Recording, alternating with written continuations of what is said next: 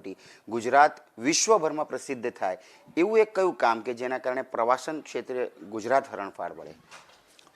વિશ્વ સ્તરે આપણે નામના મળે, મોટા થાય, એ ઓલરેડી આપણા સરદાર વલ્લભભાઈ પટેલનું સ્ટેચ્યુ આવી ગયું છે, જે વિશ્વમાં સૌથી ટોલેસ્ટ સ્ટેચ્યુ છે. એ બની ગયું તો નરેન્દ્રભાઈને આપણે આભારી એના વિઝનને કારણે. હવે એને કેવી રીતે સારી રીતે બ્રોડકાસ્ટ કરવું અને જેના કારણે ટુરિસ્ટો વધારે આવી શકે તેવી વ્યવસ્થા કરવાની આવશે એમાં. બીજું આપણું સાસણનો સ્પોટ તમે કહી શકો, એશિયાની ઓનલી પ્લેસ.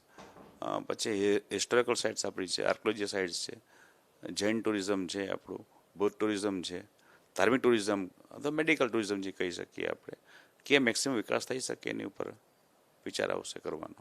પછી એવા પણ અહેવાલો હતા કે જેવી રીતે ગોવામાં બીચ ડેવલપમેન્ટ છે, ગોવાના બીચ ઉપર લોકો જતા હોય છે, એવી રીતે ગુજરાતના કોઈ દરિયાકાંઠો એવી રીતે વિકાસ કરવામાં આવે, એક મર્યાદામાં રહીને, સંસ્કૃતિના સંદર્ભમાં, આપણા જે નીતિ નિયમોના સંદર્ભમાં એને રહીને પણ આપણે એક બીચ ડેવલપમેન્ટ ક્ષેત્રે કામ કરવાની દિશામાં આગળ વધી રહ્યા છે.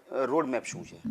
1600 કિલોમીટરનો દરિયાકાંઠો આપણો છે, પણ જેમાં આપણે કહી શકીએ એક એવી બીચ જે બીચનું આપણે ગુજરાતી તરીકે ગર્વ થાય એમ કે તમે અમારી આ બીચ જોઈ છે એમ.